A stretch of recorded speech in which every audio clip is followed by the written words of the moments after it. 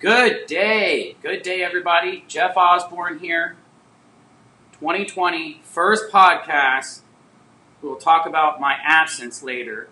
2020, first podcast. I have my closest friend, my best friend, lender friend, with me to start this new year off, and I'm excited to start it off with him. His name is Fennell. Stephen, please say hello and introduce yourself. Hello, how we doing? I'm Fennell with Fountain Mortgage. Nice to see everyone. Happy New Year. Glad to be here. Happy New Year to you too, Jeff. Thank you. Thank you. I hope you had a great holiday and New Year's Eve. A lot of people don't know that you are not in Florida. You are in Kansas, if I'm not mistaken. Yes. So your winters look a little different than our winters. They do. Like we had snow a couple of days ago. And which means it's colder. Yes. 40-some degrees right now. How is it? It's about 40-some, about 40 degrees. Geez, 40. When I work out in the morning and it says 40, I cringe. Oh, man. I think it's like 78 degrees or something. Goodness gracious. I'd love that. Come on down. I'll be there. The show is about to start the new year off right, buying a home. It is the top 3 things that I'm going to recommend, which might go into 4. The top 3 things that I'm going to recommend that buyers do in 2020 to purchase a home. And then Stephen is going to collaborate and talk about the top 3 things to complement the 3 things that I'm going to talk about to build off of those. So we got some great advice, some great tools, and the bottom line is we're here to help others learn and not make the mistakes or costly mistakes that others have made, and always to get you the lowest payment in a house. Jeff Osborne with Osborne Homes. The podcast is called Jeff of All Trades, and today we are specializing about real estate transactions, real estate purchasing for buyers, and what they should do, the top 3 things. Stephen, if you want to, we'll do this. I will say one, and then you will say one. How does that sound? That sounds good. Okay, brother. What is your top recommendation? What do you think people should do in 2020? Yeah, let me handle my volume here for a second. Sorry about that. I had the volume going. So my first recommendation, I don't know that there's any particular order. There's 3 things, but given the importance of them, I'll start off with credit. Credit is the first thing to make sure you got in order, because that is the stop sign. If you don't have your credit in order, then as they would say in Monopoly, you cannot go forward, you cannot collect $200, you cannot do anything when it comes to buying a house. So the first thing is credit, making sure that your credit is in order. There are a number of free credit sources out there. There is freecreditreport.com, there's Credit Karma, there's a lot of credit options to find out what your scores are, or you can just talk to a lender and they'll give you your score. There are different scores that are out there, and so it's important to understand that the only one that matters is the banks. So you can check Credit Karma, which is a Vantage score, which we don't use.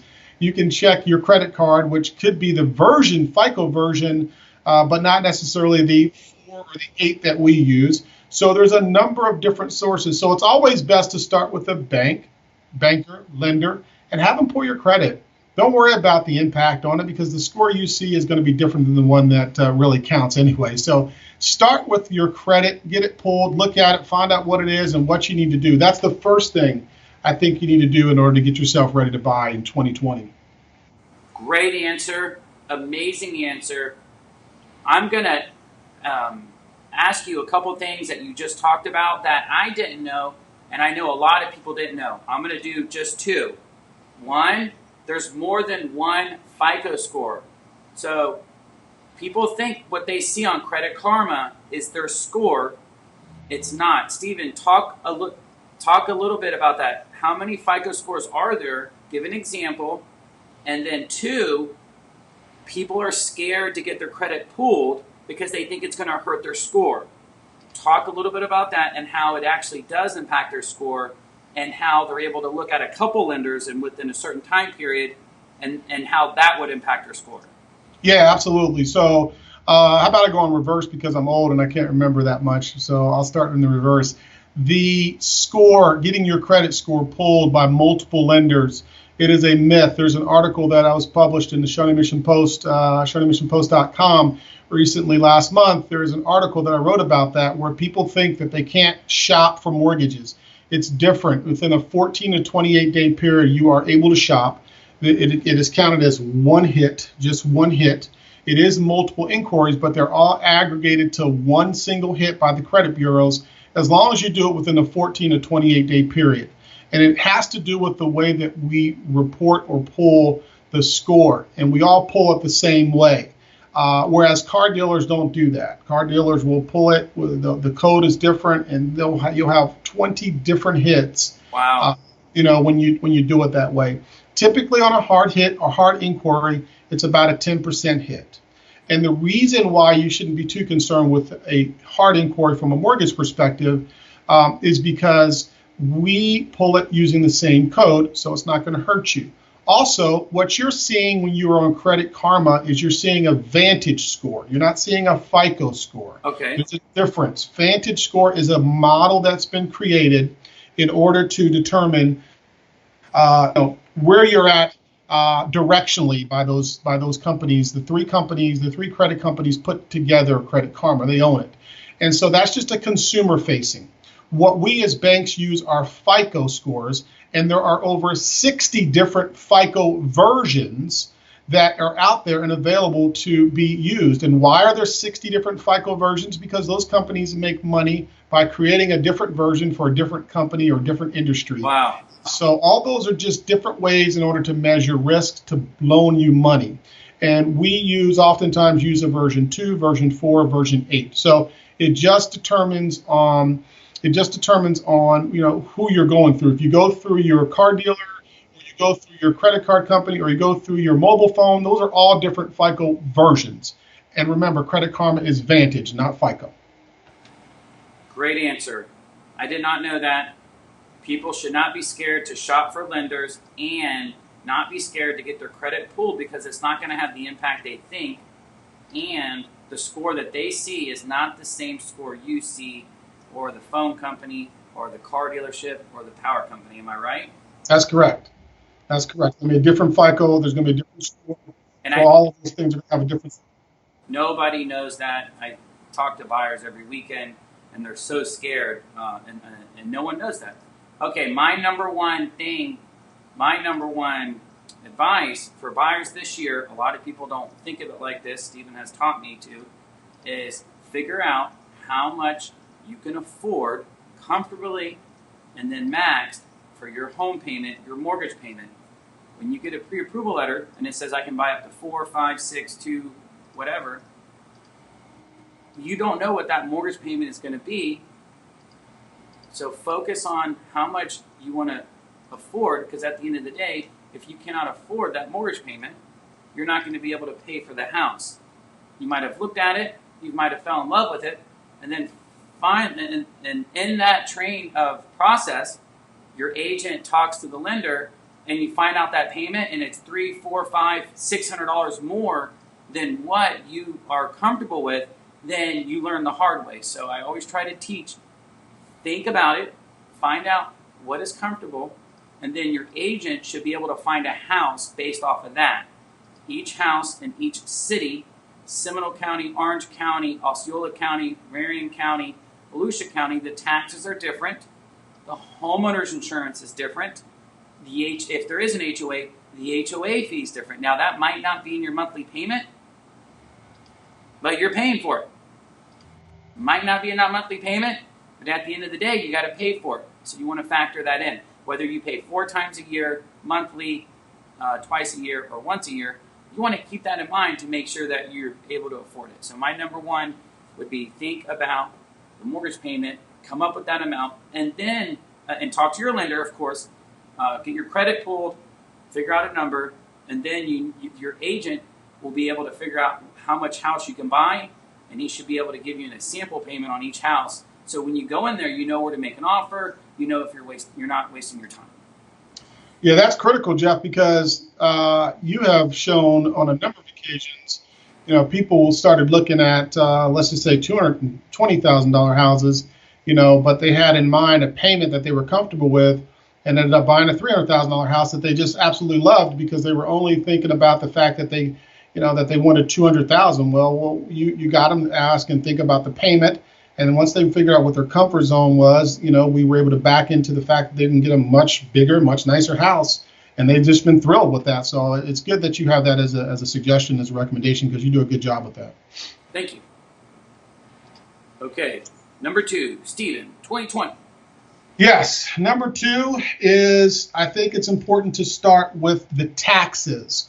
And I say that because the taxes, there's a lot of people who, whether it's driving Uber on the side or have a side job or they're self-employed or they're 1099s or they're looking for ways in order to reduce the taxes and how much they have to pay for taxes. And so it's important to understand what your taxes are, get a good accountant, have them look over the opportunities, but also to talk to a banker or lender before you file those. If you are writing off a lot of deductions and not taking the standard deduction, you should probably talk to a lender or a banker before you do that, because once you file it, then you're going to have to do an amendment in order to change it.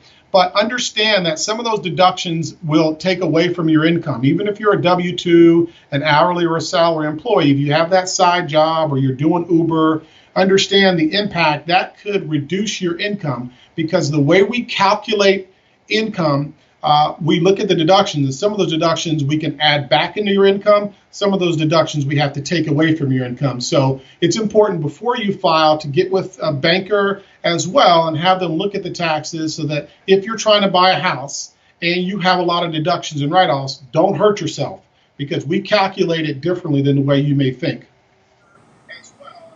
Oh, sorry. Perfect. So do your taxes and figure out the amount. What I might recommend is, sorry, I'm trying to prevent a noise here. Sorry, I had to do the same thing. So you're saying do your taxes. If you haven't done your taxes yet, which I don't think everybody got their information, Stephen, are they able to, like let me back up a little bit. I'm going to give you an example.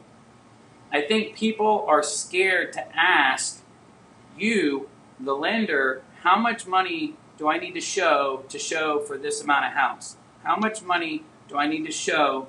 Because if you are 1099 and you have the options to write everything off, you don't want to. You might write too many options off and make too little income to buy this amount of house. So are buyers able to talk to you about? Say they think they're going to get an $80,000, $90,000, $100,000 1099, and you can give them a ballpark of, if you're after taxes, if you make 50, 60, 70, 80, you can help them figure out, based off their debt, how much house they can afford, how much payment they can afford.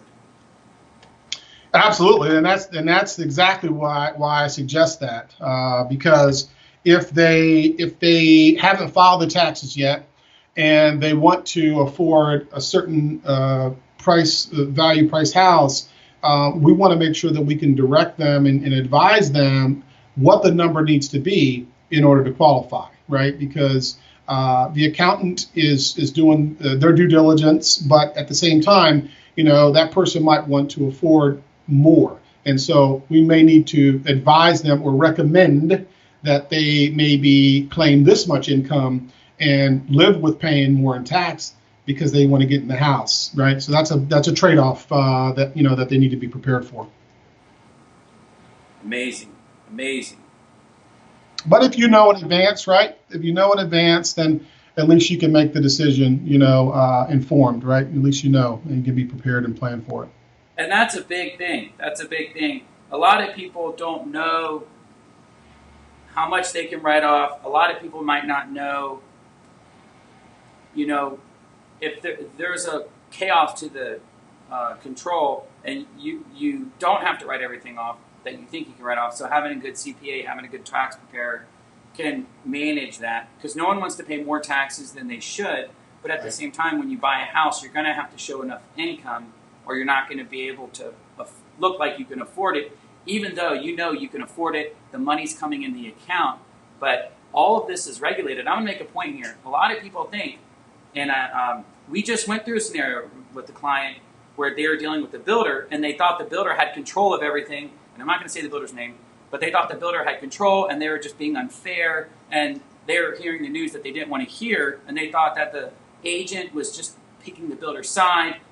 This is regulated. No one has control over this but the government. When a lender is telling you they can only do this, they can only do that, that's not them picking it out of a hat. They're following guidelines. If they don't follow those guidelines, that loan will not be able to be sold, or the government will not be able to insure it. And then if they're stuck with the money, it's a bad loan. So when they say do this, do that, they're looking at, what is it, a sheet, information, guidelines to follow. You're following government guidelines to get them into the house. That's right. Absolutely. Yeah, we want to make sure that loan will be insured, because if it's not insurable, then chances are we're going to be stuck with it. If at some point in time we want to transfer the servicing rights. And so those guidelines are about that thick. They're thick. Bigger than the Bible. Yeah, they got to be followed, indeed. Absolutely. So yeah, the taxes are critical. They're something that most people, again, self-employed people, 1099 people, Uber drivers, all those side jobbers, hey, listen, the benefit is great to be able to write off stuff, realtors, but also understand that there are some write-offs that help you. Depreciation, mileage, property taxes, those are deductions that help you. They reduce the amount of taxes you have to pay, but they also are something that I can add back to your income. So certain write-offs help you, certain write-offs will hurt you when it comes to going for a house. And an accountant can tell you that, but when it comes to a mortgage, you should talk to the mortgage originator and banker in order to make sure that they advise you which ones will count towards and what your income would be. So get your taxes together. Get your taxes together. Okay. My number two thing, 2020. When I meet someone that wants to buy a house and they've never bought a house before, they do not know how much money they need to have saved. First, they need to know their payment. They don't know, hey, we need to get a payment in mind. They have an idea. Second thing, how much money do I actually need? There's money down, and then there's closing cost. Money down, and then there's closing cost. So I ask them, how much money do you have saved? And I give an example of an FHA loan.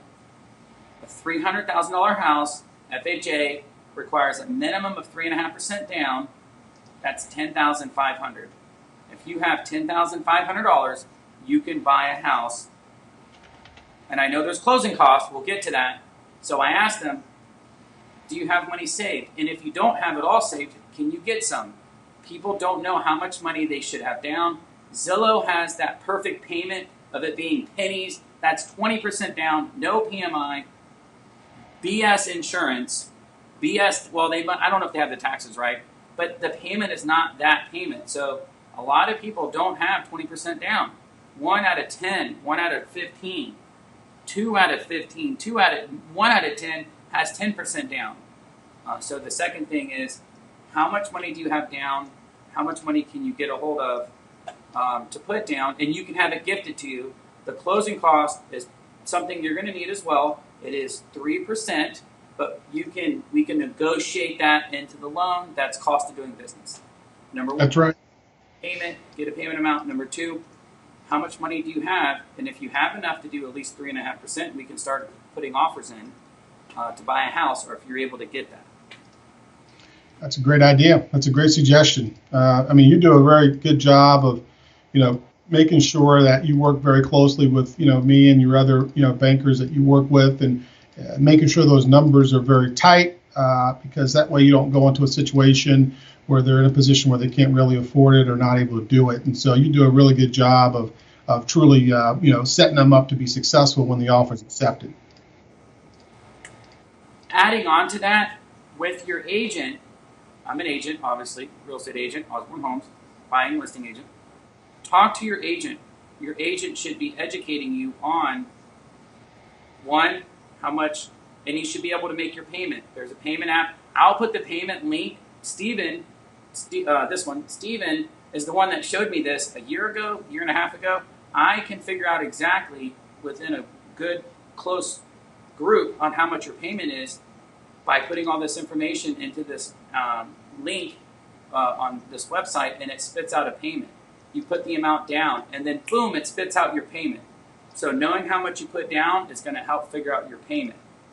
And then being able to explain it, if you have a real estate agent that doesn't know anything about lending, and you have a lender that is doing everything, which isn't bad, you don't know if you're getting the best deal if your agent doesn't know what the best deal is. I'm going to repeat that. If you have a real estate agent that doesn't know the basics of an FHA, what's required, down, inspection, home inspection, what they're going to call out, a lender's not going to approve the loan if there's issues that are going to be found with an FHA or VA. If you have an agent that doesn't know these things, you're going to spin your wheels, you're going to pay for stuff like a home inspection, and you might not be able to get it. An agent, an experienced agent, should be able to figure these things out, know them, and say, look, we're probably going to have to negotiate this for repair, this wood rot, this threshold on a door. What's that? Oh, you're pointing. So ask your agent those questions. That's going to show you how much they know, and if they have a lender that is teaching them about FHA and about conventional. I teach my buyers how to get the best deal. Not everybody works with Stephen at the beginning. A lot do at the end. And they don't realize that there's a better deal out there. Me and Stephen, he will show me how to get them a lower payment, which means they're going to buy more. Lower payment, which allows you to buy more. Lower interest rate, which allows you to buy more. I know we're kind of getting off topic. So payment, money down, and then ask your agent, test them. Hey, what's going on with an FHA? What is that? Is that for first-time home buyers? And if they say yes, that's wrong, right, Stephen? That's right. Nothing to do with first-time home buyers. That's right. Florida Housing Administration Act. It's a government-insured loan. Absolutely. Absolutely. What questions? We'll before you answer number three. Yeah. Give me an idea. What's just one question? What's one question a buyer should ask their agent about lending to show that they have their best interest, or to show that they have that they can point them in the right direction? What's just a basic question that buyers ask you that their agent should know? Well, I think it's important for the agent to understand how FHA works, and also it's important to understand how the agent understands the monthly payment dynamics, right? Because the monthly payment, oftentimes the agents just leave it up to the buyer to deal with the lender, and sometimes they may or may not get the best deal. So understanding the dynamics of the monthly payment, how those things can be managed to get the best and the lowest possible monthly payment, to me, is something that I would be focused on if I were talking with an agent. What are dynamics? Understanding. Dynamics are like insurance, taxes, property taxes, HOA, homeowners insurance. You help get some of the lower insurance policies and premiums that I've ever seen, and understanding the property, understanding what might impact the property when it comes to homeowners insurance are things that that a lot of agents don't even have a clue.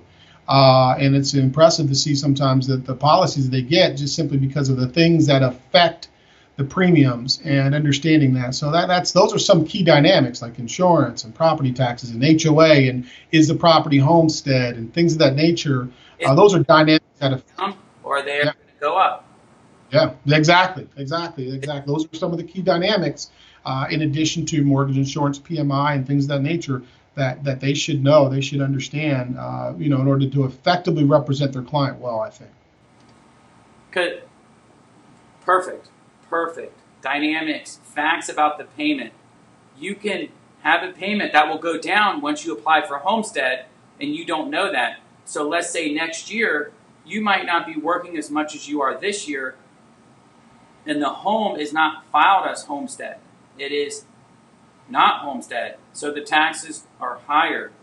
once you file for homestead, you'll go down a third, and there's actually a calculator on the city, county websites that show you exactly what the taxes are going to be with homestead.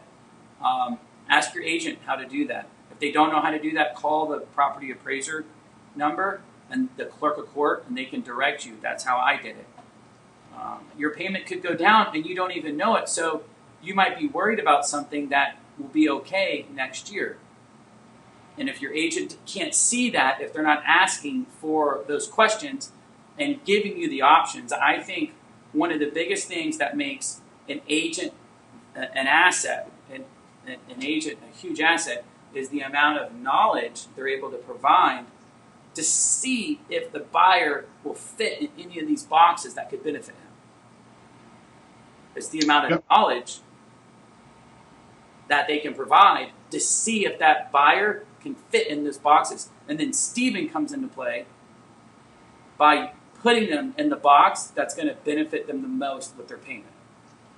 Yeah, that's key. That's teamwork. I mean, it's a teamwork effort. I mean, that's one thing. And there's a lot of people that they never really even link up their realtor with their lender. And this is a collaborative deal. In order to get the best situation for the buyer, we got to be working together. I mean, we got to be communicating. A lot of times they'll connect us up at the end of the deal once the contract's in play. And listen, there was a lot of things that could have happened better in the negotiations, and a lot of situations that could have been better if the lender and the realtor were talking. And that's one thing that I highly recommend. They got to communicate from the beginning, before the offer's made. Depending what state you're in, depending what city you're in, what town, there's rules and regulations, but mainly the agent and lender should have a good relationship so they can convey the information. A lot of agents, a lot of them don't know that information, so they just say, ask the lender, ask the lender. By doing that, you might lose a house, you might lose it again, and then you might lose it again, because you might not be able to get a hold of the agent. It might be after 5 o'clock. And those are those stories that you hear of people putting offers in, and then they don't get the house. Mm-hmm. Because the agent doesn't have the tools and wisdom to make decisions quickly and effectively to get you the best deal. Or they can't get a hold of the lender.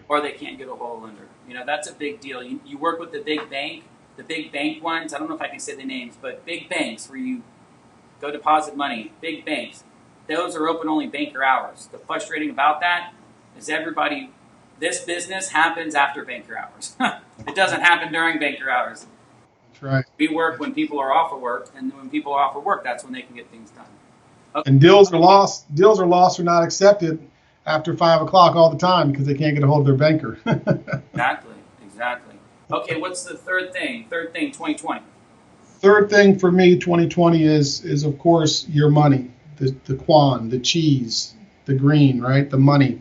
You got to have your money right. You got to understand how much you need to get in order to get into that house. It's not just about your down payment. It's not just about your closing costs. Sometimes it's also about reserves or money that you have left over, to make sure that you're in a position to be able to move into the house, make repairs as they need to be made. Reserves sometimes are required and sometimes they're not. But I would always say make sure that you account for not only your down payment, how much money you have to have in order to buy the house, but also how much money you might need to have for reserves. And then, of course, you're going to have to work very closely with your lender and your realtor to address closing costs, because it's not just down payment, it's closing costs, and sometimes it's reserves. But I would always recommend have some money left over in order to go buy that couch or that washer, that dryer, that microwave, or whatever the case may be that you do not want to apply for while you're getting the home loan. You do not want to apply for a car, or you do not want to apply for appliances or go down to Nebraska Furniture Mart or Best Buy and start shopping on credit for the stuff before you close. Get in the house first, get the car later. Get in the house first, get the appliances later. So set aside some money for reserves so that you can do that stuff so you don't have to go open up new credit. And you never want to open up new credit when you're applying for a house. You never want to go buy a car if you're thinking about buying a house. Do that after you get in the house. Do all that stuff after you get in the house. So get your money right. Down payment, closing costs, reserves. If all else fails, you want to have some reserves. reserves, cushion, something breaks unexpectedly, you have money to pay for it. A home inspection is only going to go so far. Things happen. It's a used product. It's not a brand new product. New construction is brand new. It's a used product. You can move in and then it breaks. You can move in, it happens. Just be prepared for it. And I think that's great. And closing costs, Stephen, I thought closing costs was the commission for the lender. Isn't closing costs just all that lender commission that you make on top of it? It is not. I sure wish we did get paid closing costs. Closing costs are things like your insurance policy. You got to pay homeowners insurance a year in advance. You got to sometimes pay property taxes that might be due. You got to pay transfer taxes and things of that nature. And sometimes you got to start it. Well, most of the time you got to start an escrow account so that your property taxes and homeowners insurance are going to get paid next year when they come due, and you don't have to worry about doing that. So those are closing costs in addition to the title company who has to do research to make sure that you're buying a property that's free and clear of any liens or encumbrances. And so that has to be done. Transfer of ownership. Those are closing costs. None of that stuff comes to the lender, including your appraisal cost as well. Good answer. Okay, number 3, we're going to be ending here soon. Top 3, 2020 top 3. Stay positive. Have fun. Stay positive. Have fun. It is not your job to do all the work. It is not your job. It is not the buyer's job to do every single home search, to find out all the information about the house, the neighborhood, the schools. It is your realtor's job. They have the tools and access and membership to find it. You're going to have a lot of work on your hands. It's good to go research. It's good to find out. Information is at our fingertips. A good realtor is going to be able to find out all of that for you to confirm that that's correct, that school district is correct, the age of the roof, the age of the AC, block, wood, piping, what type of piping, get the insurance quote. Stay positive. If you have a good agent, the agent is going to help you every single step of the way. I have a list that I go off of from beginning to end and even after that reminds me everything I need to do. So the client is just being instructed. This is the next thing. This is the next thing. So stay positive. Find an agent that has done this many, many times before, and they're going to be able to guide you through it. This is a good, fun experience. It's the biggest investment in your life. A lot of times people get stressed out.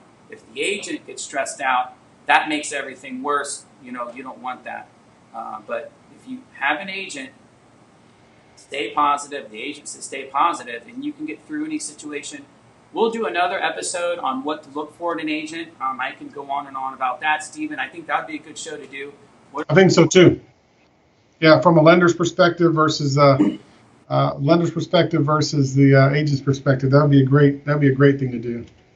I can say, myself, I'm the person that gets the deal that everybody loses. When there's 17 offers on the table, I'm the one they pick. And that's happened. I don't know how many times. It just happened. So Interview your agent, and if they can't stay positive in a simple situation, how are they going to negotiate the biggest investment of your life? So being positive, staying cool, staying professional is going to get you a lot further through the entire process than stressing out, freaking out.